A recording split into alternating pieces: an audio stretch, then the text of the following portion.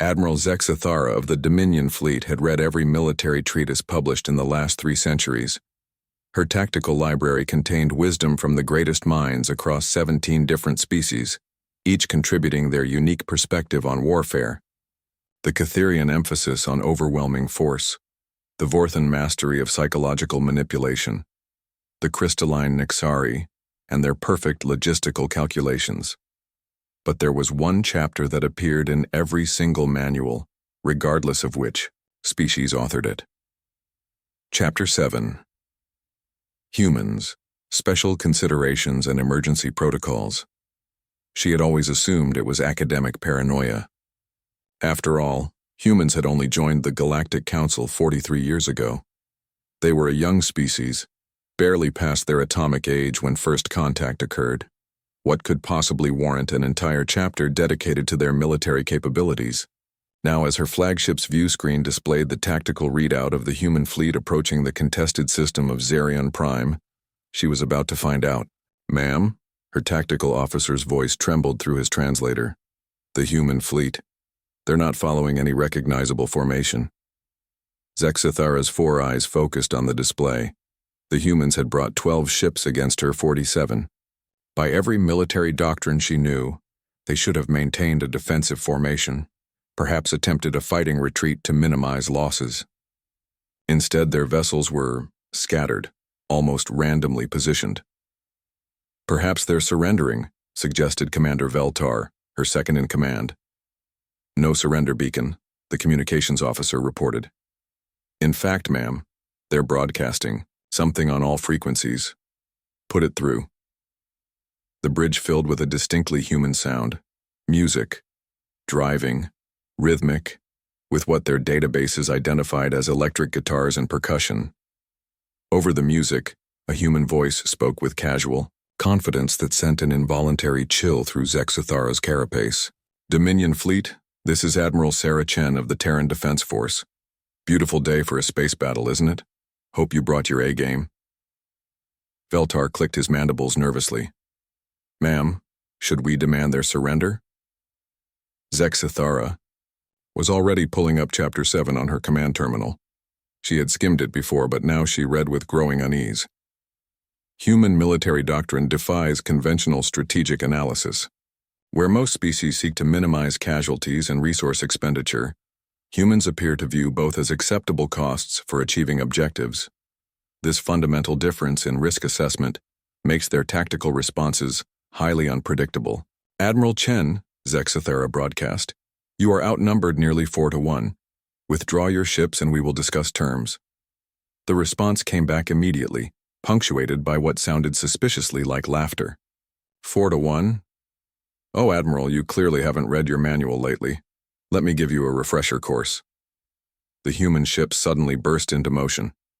But instead of the coordinated dance of proper fleet tactics, they moved like a pack of predators, each ship acting independently yet somehow in perfect harmony with the others.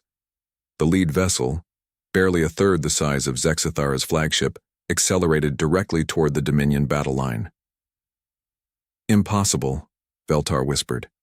"They're charging our heavy cruisers head-on." Zexathara's eyes flew across the text.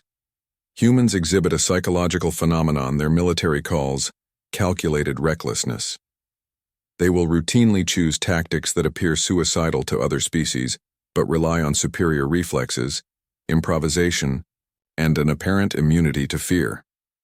The human ship, the TDF Indomitable according to their sensors, dove between 2 Dominion heavy cruisers, unleashing a devastating broadside that crippled both vessels. But instead of continuing past or turning for another pass, it did something that made every alien on the bridge stare in shock. It rammed the ammunition storage section of the 3rd cruiser. The explosion lit up space like a newborn star, taking out the Indomitable and 3 Dominion ships in a chain reaction of detonating ordnance. "Tactical error," Veltar said weakly. "They sacrificed a ship for—" "No," Zexathara interrupted, reading further into the manual. "Look at the positioning. That explosion cleared a hole in our formation. The rest of their fleet is pouring through the gap." Indeed, 11 human ships were now inside the Dominion formation, firing in all directions with an accuracy that seemed impossible for ships moving at such erratic speeds. Their weapons weren't particularly advanced by galactic standards, but they were firing them with a precision and timing that spoke of crews who had drilled these scenarios thousands of times. Human crews demonstrate exceptional performance under extreme stress.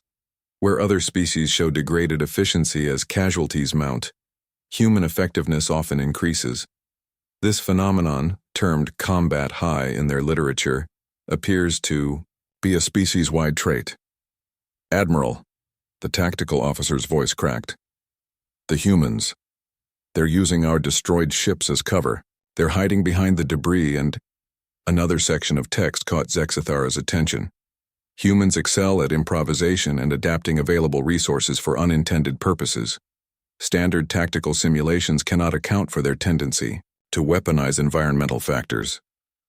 On screen, she watched a human destroyer use the gravity well of a dead Dominion cruiser to slingshot around and strike her supply ships from an impossible angle.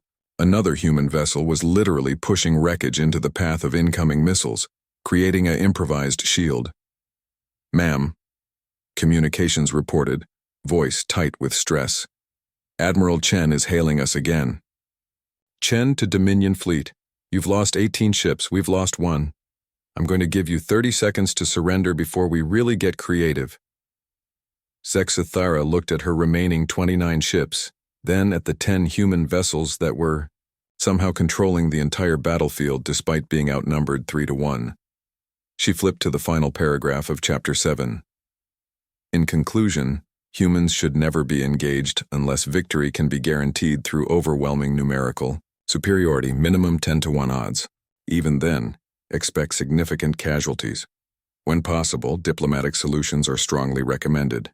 Humans fight as if the alternative to victory is extinction, and this mindset makes them perhaps the most dangerous species in known space.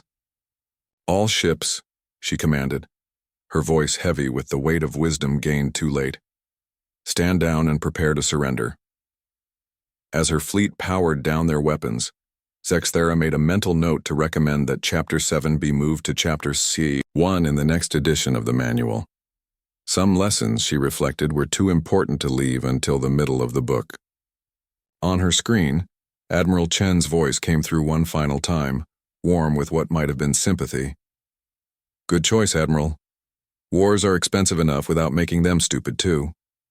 Zexathara closed the manual and began composing her own addendum to Chapter 7. Future admirals deserved to know humans didn't just fight to win. They fought as if losing wasn't a possibility that existed in their universe.